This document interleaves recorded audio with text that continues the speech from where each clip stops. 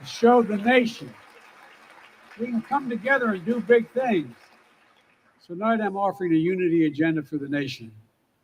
4 big things we can do together, in my view. First, beat the opioid epidemic. There's so much we can do. Increase funding for prevention, treatment, harm reduction, and recovery. Get rid of outdated rules and stop doctors stop doctors. Hey guys, thanks everybody for turning into our coverage of the State of the Union. It's 10 o'clock. State and local law enforcement. We knew Joe wasn't going to be done, but and if you're suffering from addiction, sorry, we knew that Joe Biden wasn't going to be done right now. But I believe in recovery, and I celebrate the 23 million. Have some commentary, and then Joe and I will talk about what we're seeing. So, second, we sit back let's and listen take for a little on while. mental Joe, health. if you say hear anything that makes you want to say it, especially among shout our out. children whose lives and education so we can be like turned MST upside down. Exactly. American Rescue Plan gave schools money to hire teachers and help students make up for lost learning. I urge every parent to make sure your school does just that. Have the money. We can all play a part. Sign up to be a tutor or a mentor. Children were also struggling before the pandemic: bullying, violence, trauma, and the harms of social media.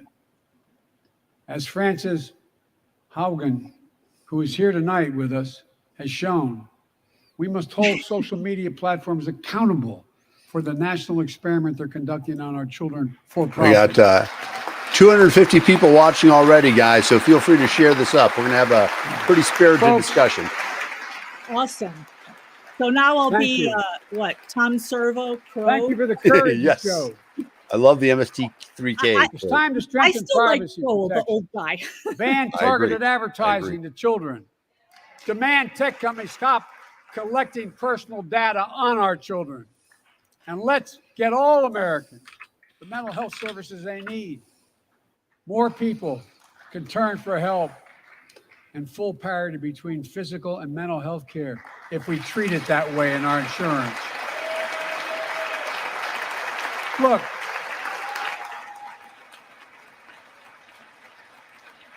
the third piece of that agenda is support our veterans. Veterans are the backbone and the spine of this country. They're the best of us. Exactly. Fix the VA. I've always easy believed cheesy. that we have a sacred obligation to equip those we send to war and care for those in their family when they come home. My administration providing assistance in job training, housing, and now helping lower-income veterans get VA care debt-free. And our troops in Iraq in Afghanistan faced many dangers, one being stationed at bases breathing in toxic smoke from burn pits. Many of you have been there. I've been in and out of Iraq and Afghanistan over 40 times. These burn pits that incinerate waste, the waste of war, medical and hazardous material, jet fuel, and so much more. And they come home, many of the world's fittest and best trained warriors in the world. Exactly. We keep sending people overseas headaches, to wars, dizziness, and then they get sick. A cancer that would put them in a flag draped coffin. I know. Thanks to you. One of those soldiers was my son, Major Bo Biden. I don't know for sure if the burn pit that he lived near, that his hooch was near in Iraq and earlier than that in Kosovo, is the cause of his brain cancer, the disease of so many other troops. But I am committed to find out everything we can, committed to military families like Danielle Robinson from Ohio, the widow of Sergeant First Class Heath Robinson.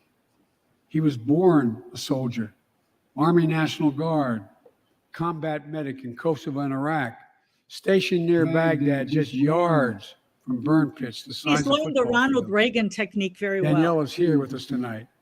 They love going to Ohio the thing State is, football games. You know, you can't argue with, the fact that he lost a son.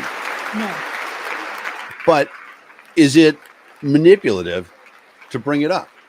It's obviously and patently manipulative. And he loved building Legos with their daughter. But earlier, Cancer even with the from prolonged diabetes, exposure to burn and then pits, they have to show somebody with ravaged diabetes, Heath's type lungs 1 and and body. 4. Right. Danielle says Heath was a fighter to the very end. He didn't know how to stop fighting, and neither did she. Through her pain, she found purpose to demand that we do better. Tonight, Danielle, we are going to do better. The VA is pioneering new ways of linking toxic exposure to disease, already helping more veterans get benefits. And tonight, I'm announcing we're expanding eligibility to veterans suffering from 9 respiratory cancers. I'm also calling on Congress to pass a law to make sure veterans devastated by toxic exposure in Iraq and Afghanistan finally get the benefits of the comprehensive health care they deserve.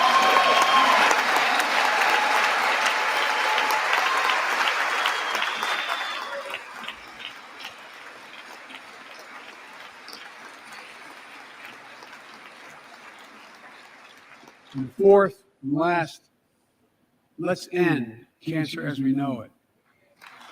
This is personal.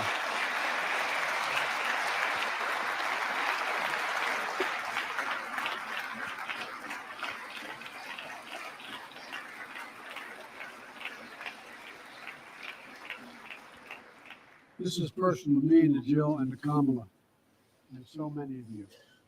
So many of you have lost someone you love. Husband, wife, son, daughter, mom, dad. Cancer is the number 2 cause of death in America, second only to heart disease. Last month, I announced the plan to supercharge the cancer moonshot that President Obama asked me to lead 6 years ago. Our goal is to cut cancer death rates by at least 50% over the next 25 years. I think we can do better than that. Turn cancers from death sentences into treatable diseases. More support for patients and their families. To get there, I call on Congress to fund what I call ARPA-H, Advanced Research Projects Agency for Health. Patterned after DARPA in the Defense Department. Projects that led in DARPA to the internet, GPS, and so much more to make our forces more safer and be able to wage war with more clarity. ARPA will have a singular purpose: to drive breakthroughs in cancer, Alzheimer's and diabetes, and more. A unity agenda for the nation. We can do these things. It's within our power, and I don't see a partisan edge to any one of those 4 things. My fellow Americans, tonight, we've gathered in this sacred space, the citadel of democracy, in this Capitol. Generation after generation of Americans have debated great questions, made great strife, and have done great things. We fought for freedom, expanded liberty, debated totalitarianism and terror. We built the strongest, freest, and most prosperous nation the world has ever known. Now is the hour, our moment of responsibility, our test of resolve and conscience, of history itself. It is in this moment that our character of this generation is formed. Our purpose is found. Our future is forged. Well, I know this nation. We'll meet the test. Protect freedom and liberty. Expand fairness and I agree with opportunity. Beth on that. And we will save democracy. As hard as those times Moderna have been, I'm more had the optimistic vaccine. about America today. Government than I've didn't make been that my whole happen. life, because I see the future Pfizer's that's within vaccine, our government grasp, didn't make it happen. because I know there's simply nothing beyond our capacity. We're the only nation on earth that has always turned every crisis we faced into an opportunity. The only nation that can be defined by a single word: possibilities. So on this night, on our 245th year as a nation, I've come to report on the state of the nation, the State of the Union. And my report is this: the State of the Union is strong because you, the American people, are strong. We are stronger today. We are stronger today than we were a year ago. And we'll be stronger a year from now than we are today. This is our moment to meet and overcome the challenges of our time. And we will, as one people, one America, the United States of America. God bless you all, and may God protect our troops. Thank you. Go get him. Go get him? What is he talking about? Yeah, he was doing pretty good for a while, at least as far as politicians go. I mean, You know, he had a couple of crazy things. I mean, so I don't know if you saw in the beginning, and it was funny because so the telecaster, obviously they know what the speech is supposed to be, right. but I have to find it now because I wrote it down. He said Putin may circle Kyiv with tanks, but he will never win the resolve of the Iranian people. Of course he did. I mean, he is who he is. So is there a problem with, yeah. So what bothers me more than the fact that he's old and maybe can't read and get his words straight is just like most times he mentions so many problems that he's going to fix without pointing out that government is the one that caused these problems. Like it's time to bury the name the Rust Belt. Well, we've got the Rust Belt thanks to a lot of the laws, the cafe standards, and some of the other problems with cars. The fact that they protected them from competition with Japan. He said, cut the cost of prescription drugs. Of course, it's the lack of capitalism in prescription drugs that's causing the problem. He said the cost of childcare. Again, we've got local laws and licensing laws that prevent that. And then he said the profits from the large companies. Well, it's government that's accepting the campaign contributions from them to give them special privileges. So once again, as it is year after year after year, they talk about solving problems that they themselves created. Yeah, and the thing is too that when they talk about, there's all this shortage of cars, and used car prices are crazy high, but they forget the fact the government destroyed all the used cars Oh, 8 yeah. years ago, right? And the clunkers thing, exactly. Right. Cash for Cash clunkers. for clunkers, So yep. the government decided, you know what?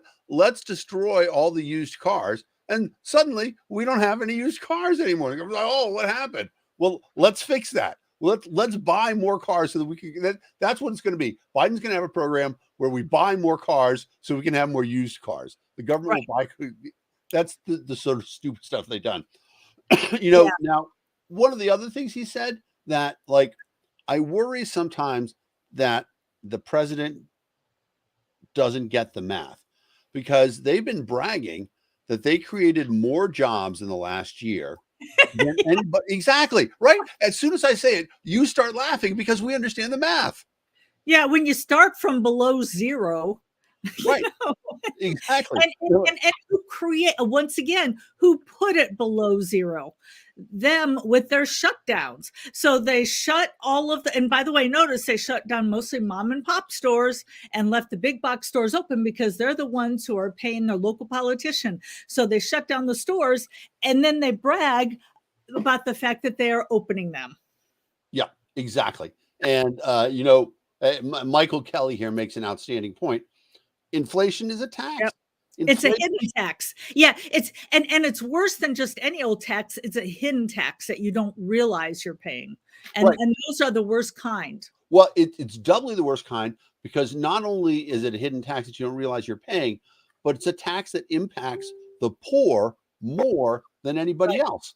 Because go ahead. Well, no, you go ahead. I'm sorry. I'm excited. I'm roaring to go. Right. It impacts the poor more than anybody else because of the fact that they are the ones who have the most cash. And so when cash is decreased in value, they are the ones who get, hurt the most by it. Whereas, the wealthy, the Joe Bidens, the Bill Gates, who own stock and property and all that other stuff, they're not hurt because then that inflation only affects the value of currency, not the value of things with value. Yeah, well, I was actually going to give two different reasons. So, this is what happens when different minds come together. So, if you look at the tax bracket, if you're already in a 30% tax, if you're in the highest tax bracket, going up isn't going to hurt as much. But if you're in a lower tax bracket and it puts you in a higher tax bracket, well, those tax brackets were made for when dollars could buy more. So that's a bigger chunk. And the other thing is, who was it? One of Obama's former people who said, yeah, inflation's hurting the rich people. Oh, yeah. The rich people have such trouble buying bacon, now that it's up 18% or whatever. No, I would suggest it's the people who make less money who have more problems buying bacon now.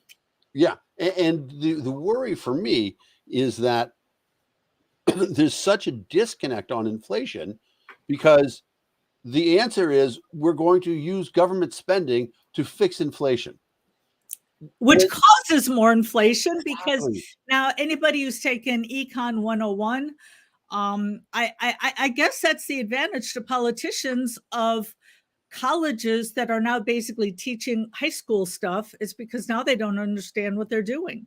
That if you've got more money chasing fewer things, then prices are going to go up.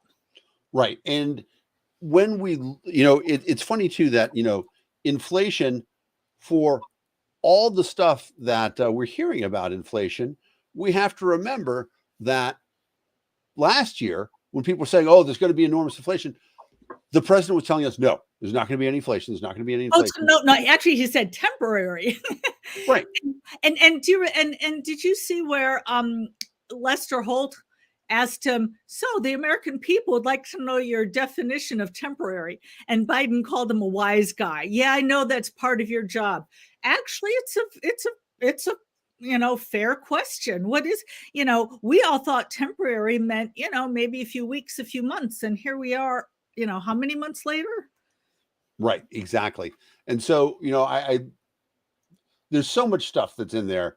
We talk about inflation. We talk about, how the president's claiming, oh, well, we made all these jobs because first we put everybody out of work. And I would say lots of people got jobs.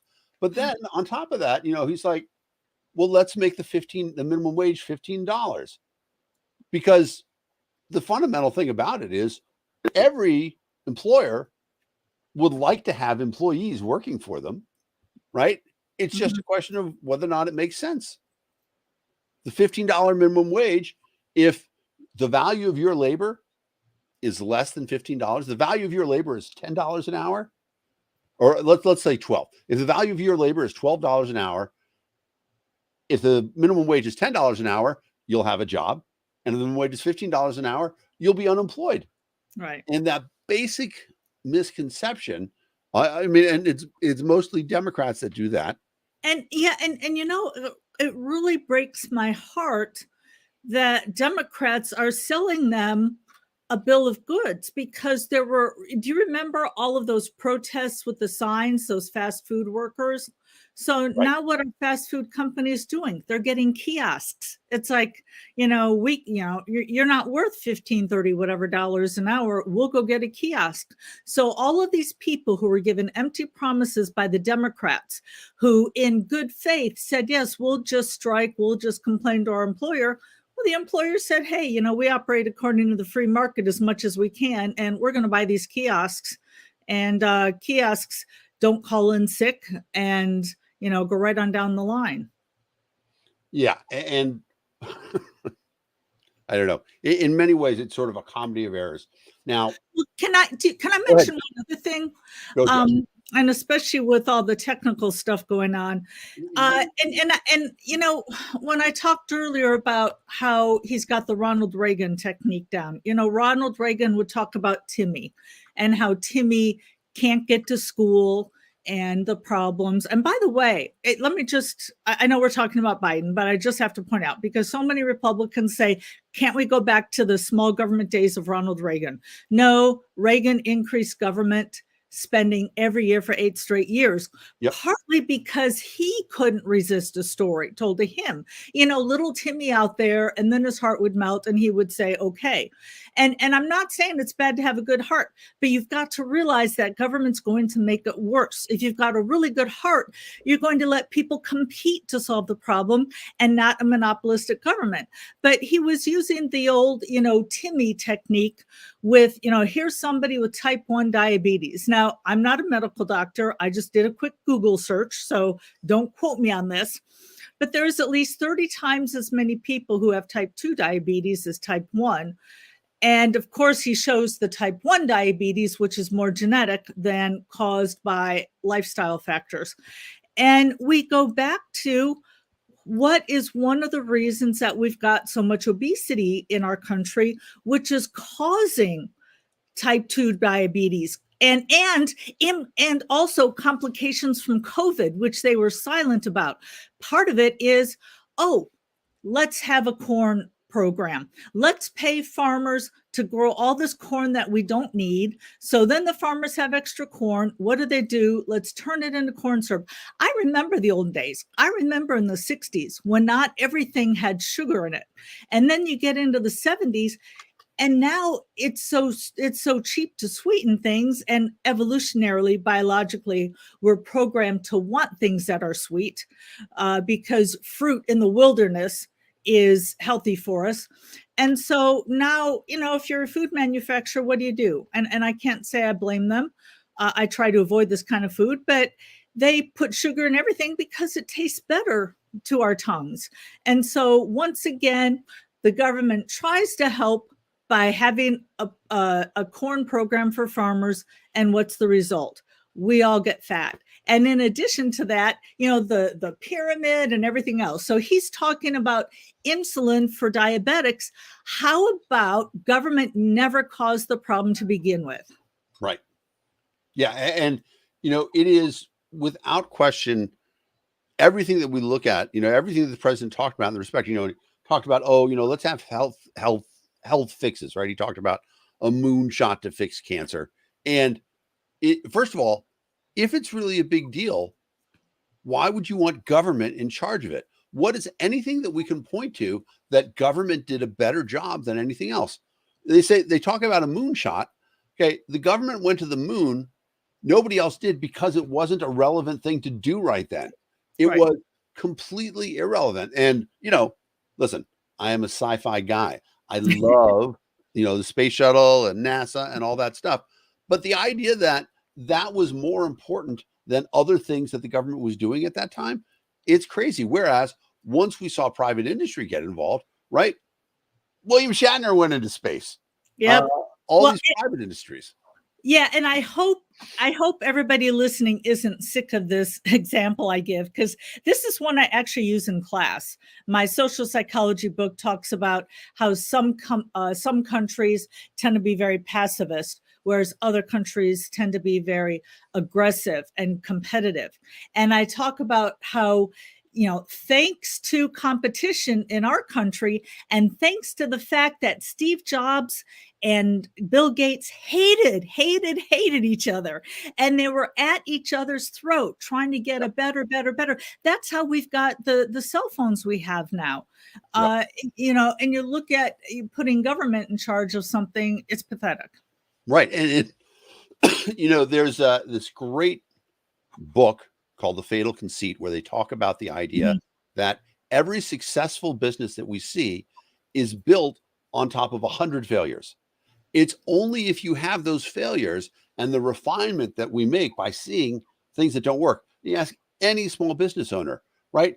They've seen a million things that they've tried, they didn't work. They didn't immediately open up and they were hugely successful. It has to be, you have to allow things to fail, but government doesn't do that. Government never lets anything fail. So I know, Dan, you took notes as I did during it. The first note I took, I kind of skipped over the Russia-Ukrainian stuff. We expected that. And my heart goes out to the people of Ukraine.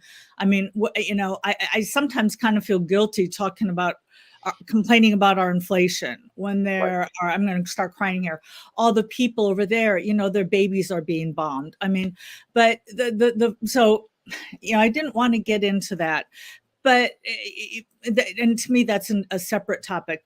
But the high-speed internet for all Americans, is that what we want? So in other words, what Joe Biden wants is to go back to Ma Bell. Remember AT&T with the monopoly? And you can have any color phone you want as long as it's black. And we're going to set the price for everybody. And we're the only place you can get the phone from. And then when they started breaking Ma Bell up and you could have competition and you could pick, and then it just took off. We had different color phones, different services. We started having call waiting and all that stuff. And everybody is thrilled. And so now you want to go back to that where you can have any color you want as long as it's black. And if I can tell you a story of mine, now this isn't internet, but it's kind of related. It's cell phone service. During the coronavirus, my phone broke. I got a new phone and I was supposed to put the SIM card into the new phone. Now, don't laugh. I'm not technical. I know probably 99% of the people watching this could have done it, but this is what happened was they gave me instructions and it said, go to this website. So I get out my computer, I go to the website and it asks me, are you on your old phone or your new phone? And I'm like, I'm not neither phone. There was no step 2 because I wasn't on either phone and my phone's already started syncing up. So I was totally lost. So I went to my carrier and they said, nope, coronavirus, you can't go inside. If you want to buy a new phone, you can go inside. And I'm like, I just want somebody to replace my SIM card. Can I just go inside? Nope, can't do that. So what I did was I drove about 5 miles down the road, walked into a different carrier, and I said, I'm not a customer, but hey, if you will put this SIM card into my phone for me, I will become your customer today. They let me in the store, they put the SIM card in, and I became their customer. That's what I want. I don't want high-speed internet that if I have a problem, I'm on hold for 30 minutes because it's back to Ma Bell, the monopoly. Yeah.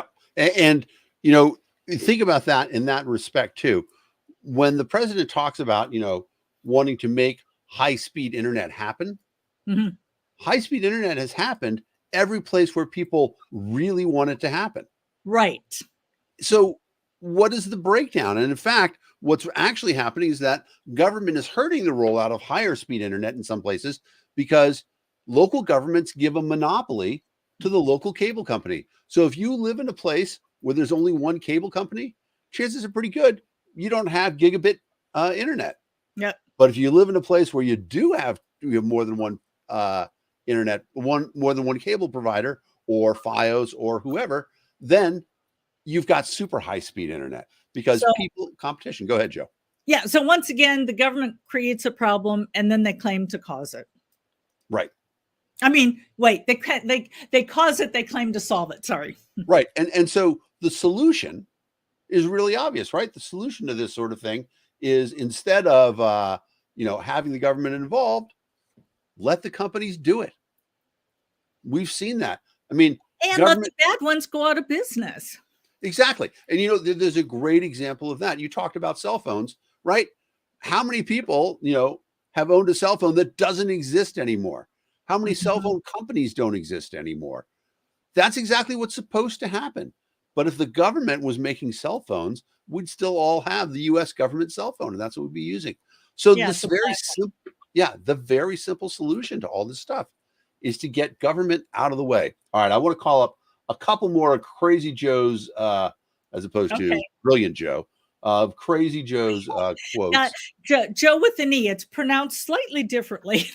Is it? Now, see that all right. So one of the other things that he talked about is Joe said he wants to make corporations and wealthy Americans pay their fair share.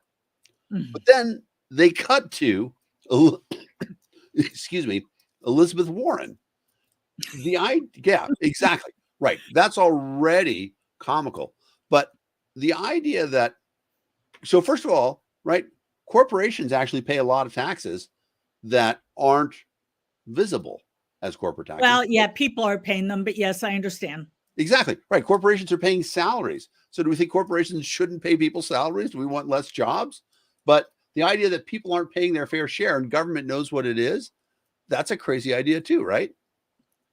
Yeah. And also, So what is it? The top 1% of wage earners pay what? 40%, whatever. I think it's 50%. 60%, so, you know, 60% maybe of the taxes. It's like exactly what do you think the fair share is if it's not, you know, the bottom half don't even pay taxes at all. So what do you want the bottom 80% to not pay taxes? And as somebody in psychology, I understand that you want people to put money into whatever system because you want them to have ownership. You want Right. them to feel that they're a part of it. And that's I want to hit that drum on both sides. If you're not a person who is paying taxes, how invested are you in what the government is doing? If you are a person who receives taxes, it's not your government, right? It's your benefactor. Yep. And that, yeah. So that idea, I think, Joe, that's a brilliant point. That idea that we are the people who are paying taxes. The idea of a fair share is, everybody should pay some taxes if we're going to have a tax system in the first place. Right. Having people invested in our country is a good idea because, now let's go to one of the things that he said that I think I can, this is the one sentence I highlighted. I'm like, we're going to agree with Joe Biden on this statement. Stop seeing each other as enemies, start seeing each other as who we are, fellow Americans. So I like that idea. I think it's a really good one. The problem is, how can I see somebody as a fellow American when they want to deny me my lifestyle? Right. Right. When they want to tell me it's not okay for me to smoke cannabis in my house. Yeah. In fact, when I was at the California State Convention a week and a half ago, I talked about this, how basically we've turned it into winners and losers. And our neighbor becomes our enemy because if we want a certain type of health care, if we want prayer in the school, if we want to wear a mask or not be vaccinated, whatever, we got to fight it out with our neighbor. We can't each live how we want to. And so basically he's setting it up so that the only way to get what you want is to get in there and vote. And then we're going to see our neighbors not as neighbors, but people are trying to control our lives. Right. There's a great quote. A tyrant doesn't ask for power over you. He asks for power over your neighbor.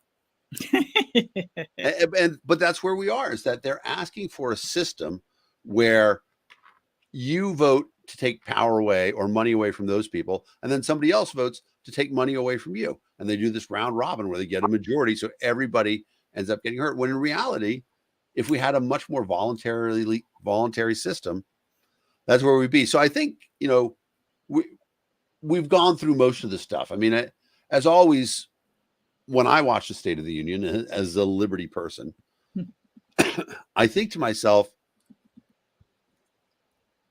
they're right, because there's always a call for unity as a country. Mm-hmm. But if they really wanted unity, they wouldn't use authority to get it. It's the opposite. Let us go back to being neighbors and friends and not adversaries. Right. And don't use the power of the government to do that. And when we talk about what we're supposed to be, right? Our founding as a country, prior to the founding of the United States, 95% of the world's population lived under the rule of a tyrant, a king, or some sort of dictator. And they were all told what to do with their lives. In our situation, that's changed now, right? We have a scenario where we can complain about the United States, but we have more liberty here than we've ever had. Right. So if you're closing out the statement, Joe, you are, when you get elected and you're the president and you're closing out the State of the Union, and they come to you and they say, Joe, when we make the speech, the president always closes with a unity speech. What does the Joe Jorgensen unity speech sound like? Oh, gosh, you're putting me on the spot here. Well, I would like to say I agree with him on one of his, not his closing statements, but one of his later statements, when he said capitalism without competition is exploitation. I Yeah. completely agree with that statement as well. But I would suggest that the government is the one taking away the competition. Yeah, my unity or my speech would look quite different. You're asking me how I would close it out. Yeah.